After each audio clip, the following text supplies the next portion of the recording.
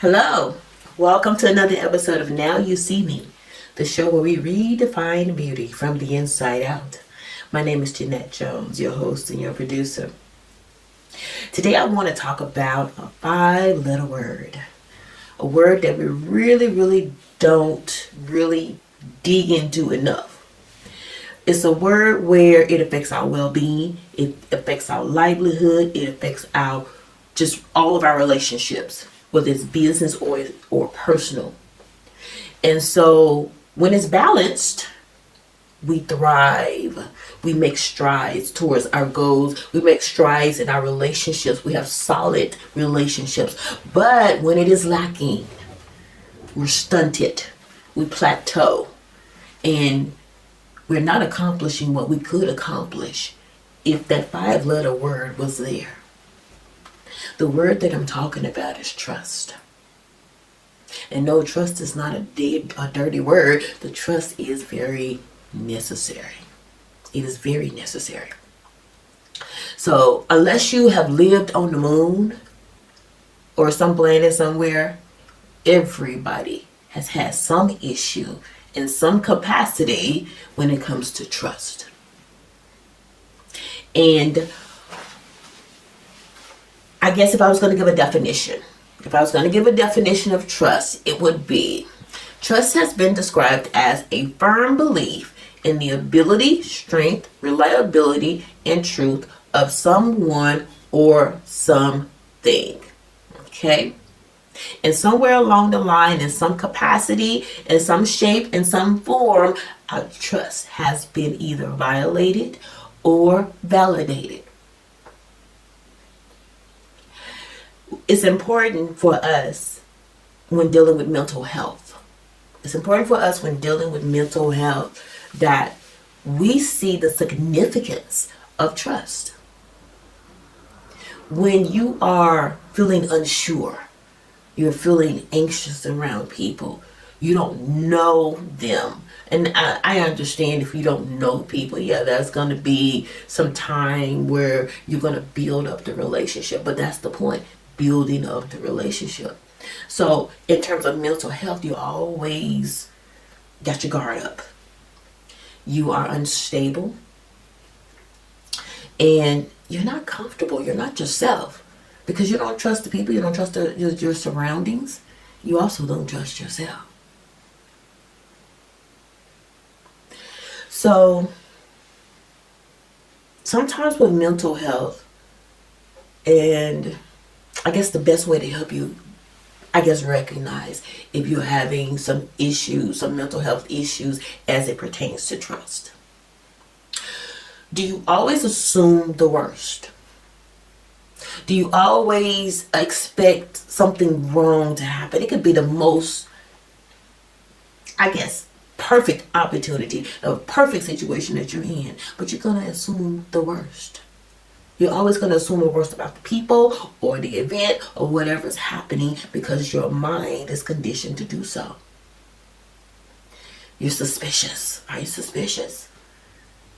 You're suspicious of people's intentions. Because you've been hurt before.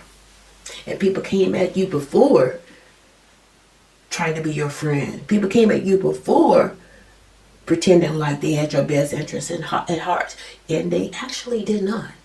So everybody you come in contact with, now you're wondering about their intentions. Then you do, or you may do something called self-sabotage. I'm going to end this before it ends badly. I'm going to end this before they hurt me.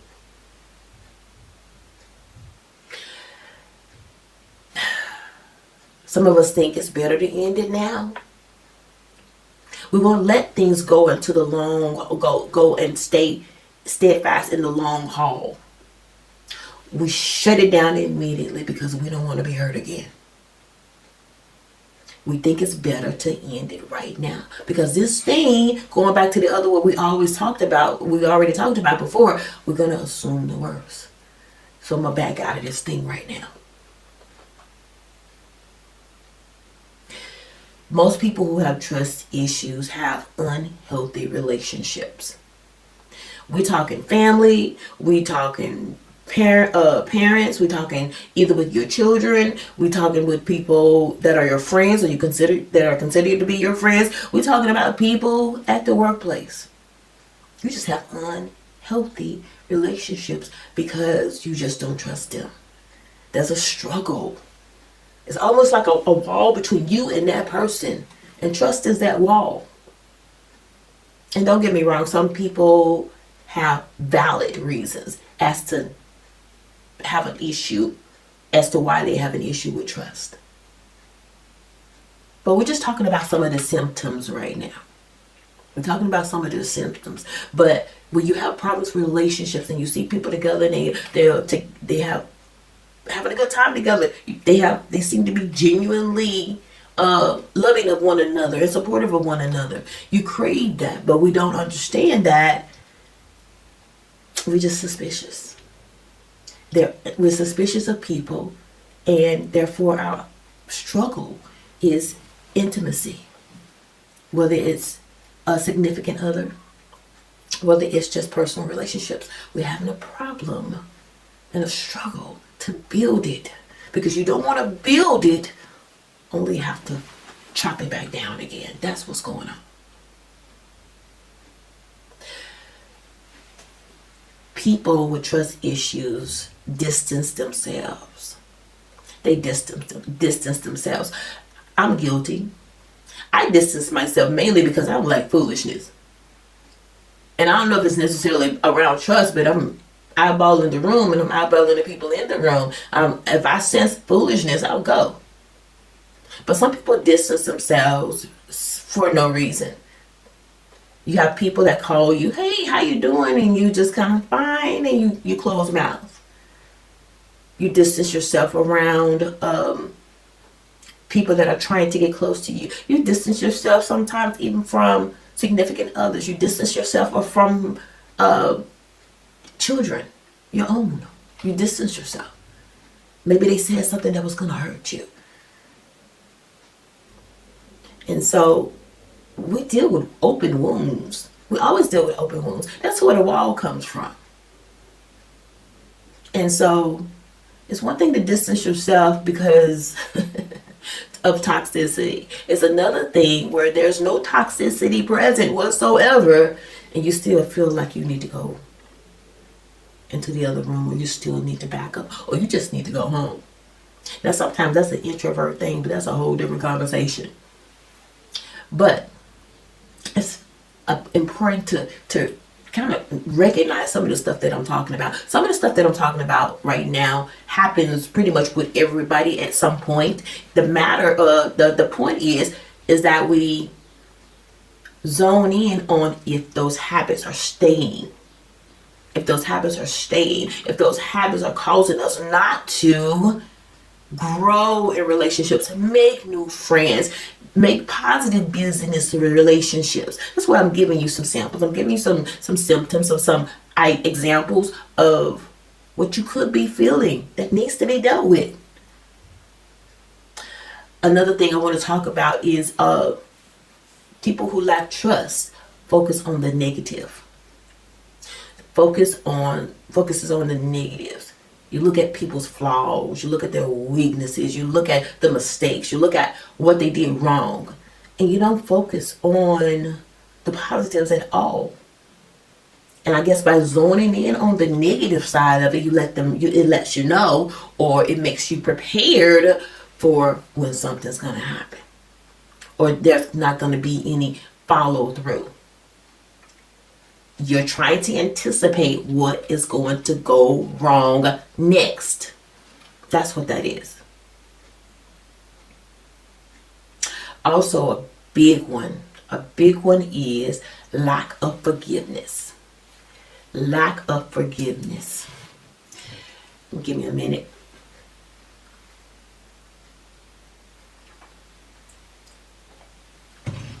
Okay. Lack of forgiveness. Sometimes it's really, really difficult to move on beyond betrayal. Whether it started in childhood or it started it started in teen years or early life or even in the present, it's really, really hard sometimes to forgive. That's why God says to forgive 70 times 7. And he doesn't mean 70 times 70, 70, 40, 490. He means indefinitely. And that's what people don't understand. Sometimes we can say, I forgive you, but that thing may come back around again. You don't forgive for the other person. You forgive for your own well-being. You forgive for your own mental health. There's guilt associated with unforgiveness. There's shame associated with unforgiveness. And it all boils down to sometimes trust. Trust is lost. The trust is lost because you think everybody is going to betray you. Some of those, all of the symptoms that I just brought up, it's like they are round and wrapped up in a ball. And we're going to have to unravel it one strand of the ball at a time. And I did say we, because things come around for everybody, including myself. We're going to have to trust people. We don't want to be caught up in regret. We don't want to be caught up in bitterness. And that's what's going to happen. And we just think everybody's out to get us. And everybody is not out to get you. So you forgive not for the other person. And I know you've heard that before. You don't forgive for the other person. You forgive for yourself. We got to learn. We have to learn to trust again.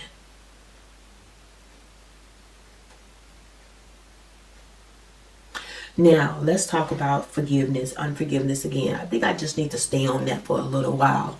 I need to stay on that because there's just so much that's happening to all of us. So many people in our lives that have betrayed us. So many people in our lives have made us sick at heart. It could have been the betrayal of a relationship. It could have been infidelity.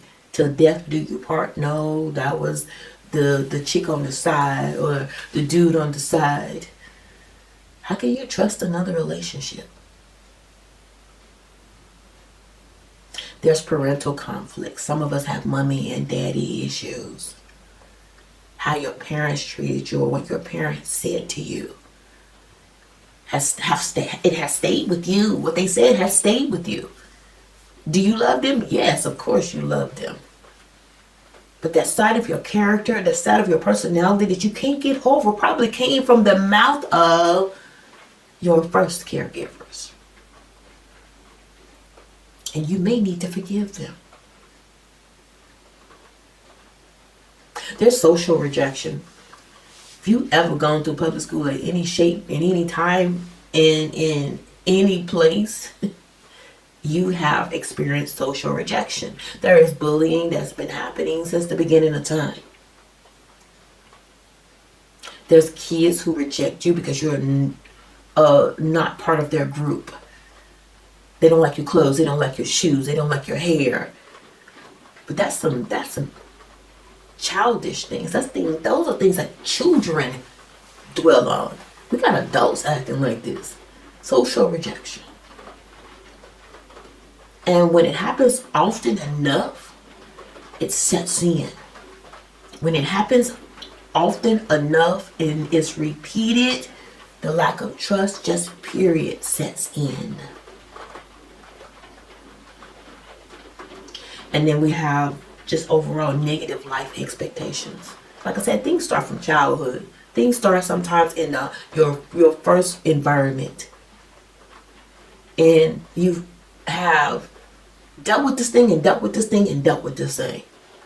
And your trouble, being a troubled child, has turned you into a troubled adult. Because you haven't dealt with the trauma. Now please listen, I'm a person who's all for digging down deep and finding out what's going on with you and why you act the way that you do. That's why I started. I wanted to know why I acted the way that I do in certain situations. And now once I find out, I understood for myself, and that was a turnaround. Some people like to stay in that spot. When you're dealing with trauma, do not stay in that spot. The point is to open the door to that room that you close. Yes. Find out what's in it. Find out how to clean it out. Find out what to do to make you whole. And then move on. Some people want to stay. We're not talking about self-pity right now. We're talking about trust that you need to carry on in life. Trust that you're going to need to do what you're called to do. Trust that you're going to need just to maintain relationships. Some of you believe in God for a man or a husband or a wife. How are you going to do that if you don't trust people? How are you going to maintain a relationship, rather, if you don't trust people?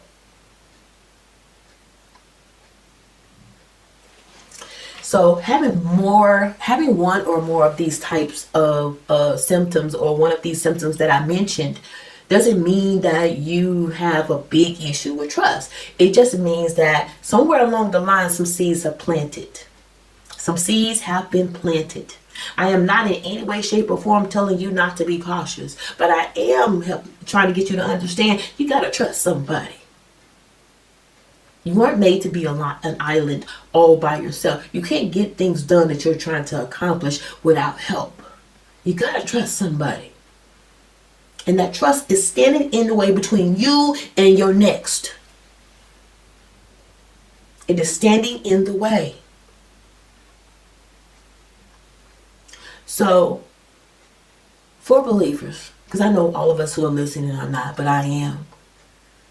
God clearly tells us about following up after people as opposed to following up after Him. He said specifically that we're not to put any trust in man. What He means is the heart. That He means that the heart is deceitful. It's hard to tell what's in it until something happens. You want to see what somebody is like, their character is like for real. Let certain things happen in their life. Let trouble come in their lives, and you will see who they really are. That's why He says nobody really knows your heart like He knows your heart. So don't put all of your trust in people. What do I mean? Let me explain a little bit more. When I am dealing with, new relationships sometimes, or I'm in a group or a group project, anybody in school knows about those group projects. And I just automatically prepare. I automatically prepare to maybe have to do somebody else's work, because you're not messing with my grade. You're not messing with my progress. But you give time for that person, of course, to turn in their side of the assignment. But better believe that I'm always ready. And that's what I mean. Just always be ready. Just know men, women, whoever was going to disappoint you. Don't hold on to the disappointment. Just know that what God means is that people mean well, but they're going to let you down sometimes. You're going to have to be able to deal with that and not be bitter and not build up hatred or any type of remorse. I guess I don't think remorse is the best word. Just don't have it all against them. Don't keep things on your heart. He's letting you know we're fallible. He's letting you know that you put your trust in Him, not in people. Psalm 56:3-4 says, "When I am afraid, I put my trust in you. In God, whose word I praise, in God I trust, I shall not be afraid. What can flesh do to me?" When our trust is in God, no matter what's happening in the project at work, no matter what's happening in the project personally, you put your trust in God. Yes, people are going to let you down, but if you're moving in the right direction, He's going to make all grace abound to you. Isaiah 26:3-4 says, you keep him in perfect peace whose mind is stayed on you, because he trusts in you. Trust in the Lord forever, for the Lord God is an everlasting rock. The Lord is unmovable. And because he is unmovable, that peace that passes all understanding will help you to keep your heart, to guard your heart. Because you know that he is faithful. When everybody else around you seems like they're just not there for you, you rest assured and you have peace that all things are going to work out for your good. Because you put your trust in the right person. Psalm 40:4 says, "Blessed is the man who makes the Lord his trust, who does not turn to the proud, to those who go astray after a lie." God said, don't go to those who think they know everything. And we see them all on social media. They think they know everything. Don't follow up after people's lies. Shoot, that's the whole media. You have to sit there, and it's a shame that we're in an age we have to sit there and discern who's right, who's wrong. It's just ridiculous. So in these times, and God is not stupid, he knows these times will come. That's why he's telling you to trust in him. Keep your eyes on him in the middle of all the foolishness, in the middle of all the chaos, in the middle of everything that's happening. If we focus on him, we'll still move forward. We'll still accomplish what we want to accomplish through him. With him, nothing is impossible. With him, nothing is impossible. And I want to talk about God's perfect love. When you're worried about what's going to happen to you. God says in Psalm 13:5, "But I have trusted in your steadfast love. My heart shall rejoice in your salvation." You don't cry out to people for your salvation. You cry out to God. That's where your trust needs to land, on him. So yes, people are fallible. But the God that you trust, the God that has a plan for you, the God that knows what you were supposed to be doing from the beginning of time, when you were in your mother's womb, he knew you. Yes, he's going to send people by to help you along your way. He can't do that. Well, no, he can do that. But when he does that, we got to be trustworthy, trustful that these people, well, actually, let's go back. We do need to be trustworthy ourselves. We need to be trustworthy ourselves to believe God. Trustworthy that God is on the inside of us. Trustworthy that we're going to hold up our end of the bargain. When God does send these people to us, we got to be ready. We got to be ready. But he's going to send laborers by to help. He didn't mean for us to be an island to ourselves. And there's a song that we used to sing all the time. I pray for you, you pray for me. I need you to survive. And that's no joke. There's a wall standing between us and what we're trying to accomplish because we don't trust the people that are around us that's supposed to be there to actually help us. We need to build greater trust, focusing on our relationships and consistency and expertise. God is sending these people to you. He is sending these people with expertise to you. He's also sending you to other people. Because you yourself are an expert in many, many, many, many ways. You are not alone. You are not to be an island to yourself. There's an erosion of trust in the nations. And I say with a plural, nations as a whole. There's an erosion of trust in our communities and in our organizations. There's not been not one organization, period, relationship, period, that has not experienced some type of issue. There has not been. But the thing is for us to stand up, realize what happened, embrace the truth, and move on. The heart is always deceitful. Who can know it? I charge you to make yourselves trustworthy. So when he does send these people by, you will be ready. The plans and purposes of God are yea and amen. But he's not going to just leave you orphans or just leave you out there. Your Father will take care of you. So let's remove the trust issues or acknowledge the trust issues and work our way through it. My name is Jeannette Jones, and this has been another episode of Now You See Me, the show where we redefine beauty from the inside out. You have a great day. If you're looking for a life coach, go to www.JeannetteMJones.com and sign up for a free 15-minute complimentary session. I assure you, you will not be disappointed.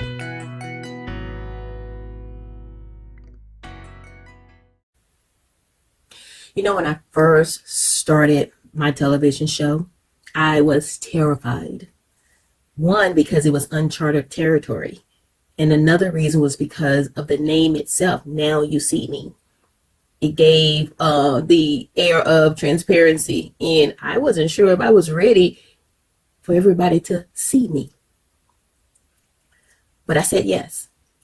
And it's been a journey that I will never forget nor regret. It was maturing. It caused me to open up. It caused me to not be afraid of my feelings. It was fun to create. Even if some of the topics, I will be honest, I didn't really want to talk about, but I felt in my heart of hearts that that's what I was supposed to be talking about that week. But as you go through one thing and you're at one level, then God puts you in a position where you go to the next level. I have a channel, Filling in the Gap, and the name itself speaks volumes. It means that we're going to be filling in the spaces and giving people information that's going to move them from point A to point B.